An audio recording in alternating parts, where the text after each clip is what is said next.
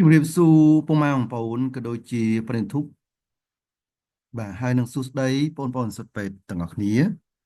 បាទថ្ងៃនេះខ្ញុំបាទវិខកសុនមានជ្រឹងសុភាមួយទៀតដើម្បីចែករំលែកពុកម៉ែបងប្អូនក៏ដូចជាប្រិយធុនិងបងប្អូនសិស្សពេទ្យទាំងអស់គ្នាបាទអញ្ចឹងចំណេះដឹងសុខភាពក្នុងថ្ងៃនេះយើងលើកឡើងអំពីអត្ថប្រយោជន៍សុខភាពនៃផ្លែចេកដែលភាសាអង់គ្លេសហៅថា Banana Health Benefit បាទយើងឃើញនៅពេលបច្ចុប្បន្នគឺការទទួលទានបន្លែនិងផ្លែឈើគឺជារឿងសំខាន់សម្រាប់សុខភាពយើងផងដែរបាទក្នុងនោះយើងឃើញថាផ្លែចេកគឺជាប្រភេទរុក្ខជាតិមួយដែលសម្បូរដែលយើងអាចរកបានច្រើនបាទអញ្ចឹងយើងចង់ថាតើផ្លែចេកហ្នឹងបានផ្ដល់អត្ថប្រយោជន៍សុខភាពយ៉ាងណាខ្លះទៅដល់មនុស្សយើងបាទយើងចង់ដឹងតើគ្នាសូមស្ដាប់ការបកស្រាយរបស់ខ្ញុំបាទជាបន្តបន្ទាប់ដូចតទៅបាទអញ្ចឹងមេត្តាក្នុងថ្ងៃនេះយើងឃើញមានពីរចំណុចសំខាន់ទី1គឺសេចក្តីផ្ដើមទី2គឺអត្ថប្រយោជន៍សុខភាពនៃផ្លែចេកបាទយើងចង់ដឹងថាតើផ្លែចេកវាមានប្រអត្ថប្រយោជន៍សុខភាពបែបណាខ្លះដល់មនុស្សយើងបាទយើងចង់ដឹងដល់គ្នាសូមស្ដាប់ការបកស្រាយជាបន្តទៅទៀតបាទអញ្ចឹងយើងមើលស្អិចដើមផ្លែចេកទុំគឺជាផ្លែឈើមួយដែលផ្ដល់នូវសុខភាពល្អមិនគួរឲ្យជឿងាយស្រួលរកទិញបានឆ្ងាញ់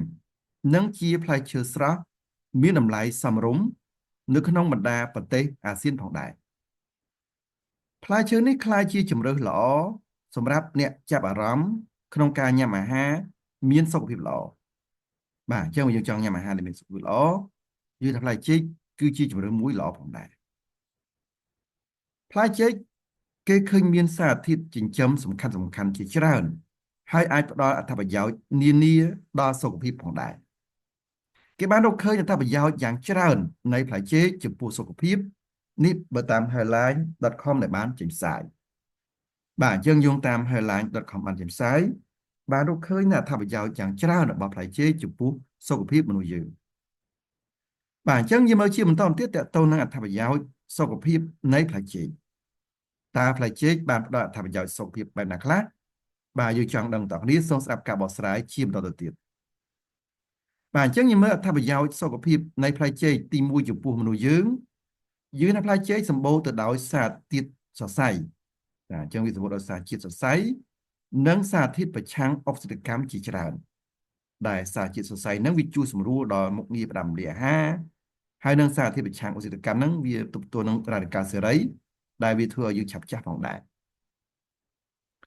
យើងបន្តទៀតតទៅនឹងអត្ថប្រយោជន៍សុខភាពនៃផ្លែចេកទី2ចំពោះមនុស្សយើងថាផ្លែចេកហ្នឹងវាអាចធ្វើឲ្យប្រសើរឡើងនៅកម្រិតជាតិស្ករក្នុងឈាមបាទដោយសារវាមានសារជាតិសរសៃជាច្រើនបាទហ្នឹងគឺអាចធ្វើឲ្យជាតិស្ករក្នុងឈាមយើងមិនសូវឡើងខ្ពស់ទេបាទហ្នឹងគឺជាអត្ថប្រយោជន៍មួយទៀតសម្រាប់អ្នកជំងឺទៅក្នុងបែបហ្នឹងយើងមកតទៀតតទៅនឹងអត្ថប្រយោជន៍សុខភាពនៃផ្លែចេកទី3ចំពោះមនុស្សយើងឃើញថាផ្លែចេកវាអាចជួយដល់ការរំលាយអាហារបាទនៅក្នុងនោះវាអាចជួយដល់ការបន្ទន់លាមកហើយនឹងការពារជំងឺមហារីក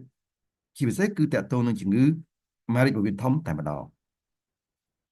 បាទយើងបន្តទៀតតទៅអត្ថប្រយោជន៍សុខភាពនៃផ្លែចេកទី4ចំពោះមនុស្សយើង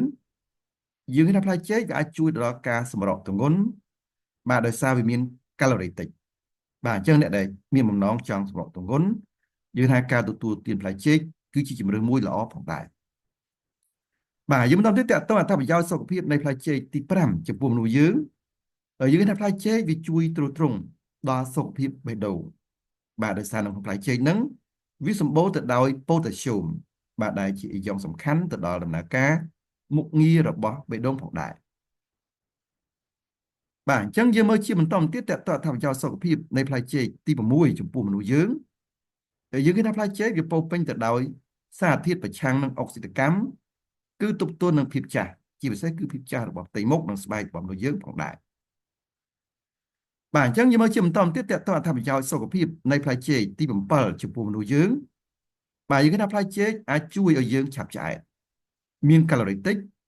និងសារជាតិសរសៃច្រើនអញ្ចឹងមានថាធ្វើឲ្យយើងឆាប់ឆ្អែតបាទវាអាចធ្វើឲ្យយើងសម្រកគីឡូបានល្អបាទហើយក្នុងនោះគឺវាតេតទៅនឹងការដំណើរការមុខងាររបស់វិញយើងបានល្អផងដែរបាទអញ្ចឹងយើងមើលជាបន្តទៀតតើអត្ថប្រយោជន៍សុខភាពនៃផ្លែចេកទី8ចំពោះមនុស្សយើងបាទយើងថាផ្លែចេកវាអាចជួយដល់សកម្មភាពអរម៉ូនអាំងស៊ូលីនបាទជាពិសេសគឺចេកមិនទាន់ទុំ បាទអញ្ចឹងការទទួលទានជែកខ្ចីហ្នឹងបាទវាអាចជួយទៅដល់អរម៉ូនអាំងស៊ូលីនក្នុងការគ្រប់គ្រងជាតិស្ករក្នុងឈាមយើងបានល្អប្រសើរផងដែរបាទអញ្ចឹងយើងមើលជាបន្តទៀតតើតើអត្ថប្រយោជន៍សុខភាពនៃផ្លែចេកទី9ចំពោះមនុស្សយើងថាផ្លែចេកវាអាចជួយឲ្យប្រសើរឡើងនៅសុខភាពតម្រងនោមដោយសារសម្បូរទៅដោយប៉ូតាស្យូមអញ្ចឹងវាអាចធ្វើឲ្យដំណើរការមុខនៃតម្រងនោមយើងបានល្អប្រសើរផងដែរបាទអញ្ចឹងយើងមើលតទៅទៀតតើតើអត្ថប្រយោជន៍សុខភាពនៃផ្លែចេកទី10ចំពោះមនុស្សយើងបាទយើងថាផ្លែចេកវាជួយទ្រទ្រង់ដល់អ្នកហាត់កីឡាដោយសារវាអាចជួយបង្ក្រប់នៅការបាត់បង់ប៉ូតាស្យូមក្នុងករណីដែលយើងធ្វើសកម្មភាពសាច់ដុំច្រើនពេកបាទអញ្ចឹងយើងមើលតទៅទៀតតើអត្ថប្រយោជន៍សុខភាពនៃផ្លែចេកទី11ចំពោះមនុស្សយើងថាផ្លែចេកវាជួយផ្ដល់សំណើមដល់ស្បែកបាទអញ្ចឹងការទទួលទានផ្លែចេកយើងថាធ្វើឲ្យសំណើមនៅក្នុងស្បែកវាមានល្អបាទគឺអាចការពារប្រឆាំងនឹងការបង្ករោគនៅស្បែកផងដែរបាទអញ្ចឹងយើងបន្តទៀតតើតើថាប្រយោជន៍សុខភាពនៃផ្លែចេកទី12ចំពោះមនុស្សយើងថាផ្លែចេកសម្បូរទៅដោយវីតាមីន B6 បាទយើងថា B6 វាមានសារៈសំខាន់ចំពោះស្ត្រីមានផ្ទៃពោះហ្នឹងគឺវាអាចកាត់បន្ថយចាញ់កូនស្ត្រីមានផ្ទៃពោះបានផងដែរបាទអញ្ចឹងមកតទៀតតើតើថាប្រយោជន៍សុខភាពនៃផ្លែចេកទី13ចំពោះមនុស្សយើងថាផ្លែចេកវាអាចជួយបន្ថែមទៅក្នុងរបបអាហារសុខភាពបាទអញ្ចឹងយើងចង់ទទួលទានអាហារដែលមានសុខភាពល្អបាទការទទួលទានផ្លែចេកគឺជាម្រើសមួយបាទគឺអាចងាយបរិភោគនិងដឹកជញ្ជូនផងដែរបាទអញ្ចឹងអានោះអស់នោះគឺជាអត្ថប្រយោជន៍សំខាន់ដែលយើងឃើញមានតើតើផ្លែចេកចំពោះសុខភាពមនុស្សយើងផងដែរបាទអញ្ចឹងបើសិនបើពុកម៉ែបងប្អូនក៏ដូចជាប្រិយមិត្តទាំងអស់ចង់តាមដានព័ត៌មានសុខភាពថ្មីដល់កន្លែងច្រើនទៀតអាចចូលរួមជាមួយនឹងក្រុម Telegram យើងខ្ញុំគឺព័ត៌មានសុខភាពបាទធ្វើការ scan QR code ទៅដើម្បីចូលទៅក្នុងក្រុមយើងខ្ញុំបាទដើម្បីតាមដានព័ត៌មានសុខភាពថ្មីដល់កន្លែងច្រើនទៀតផងដែរបើសិនបើពុកម៉ែបងប្អូនក៏ដូចជាប្រិយមិត្តទាំងអស់មានបញ្ហាសុខភាពផ្សេងជាពិសេសគឺជំងឺទាក់ទងផ្ដាំលាអាហារជំងឺទាក់ទងផ្ដាំទឹកមាត់និងជំងឺផ្ដាំបន្តពូជបាទប្រឹក្សាដល់កន្លែងតាមលេខ Telegram បេក្ខគឺ092 59 350 088 3132 225ហើយនឹង016 58 57 64ផងដែរបើសិនមកពុកម៉ែបងប្អូនក៏ដូចជាប្រិយមិត្តទាំងអស់ចង់ទទួលបាននូវវីដេអូអំណោយសុខភាពថ្មីបន្ថែមទៀតក៏ដូចជាវីដេអូព័ត៌មានសុខភាពថ្មីនិងវីដេអូនៃការរៀនពេទ្យរបស់សិស្សពេទ្យបាទយ៉ាចូលទៅក្នុង YouTube Channel វាយពាក្យ CML Health Sun Official បាទដែលអក្សរស្រាប់បាទចុច search បាទស្វែងរកទៅបាទពេលហ្នឹងឃើញ logo របស់យើងខ្ញុំហើយចូលទៅក្នុង channel ចុចពាក្យ subscribe និងរូបកណ្ដឹងបាទចុចពាក្យ subscribe និងរូបកណ្ដឹងគឺសម្រាប់អ្នកថ្មីដែលមិនទាន់បាន subscribe អញ្ចឹងនៅពេលដែលយើងផុសវីដេអូលើក្រោយនឹងឃើញក្នុងបណ្ដាញ YouTube ជាបន្តបាទជួន subscribe អ្នកមួយដើម្បីលើកទឹកចិត្តក្នុងការធ្វើវីដេអូជាបន្តទៀតបាទសូមអរគុណ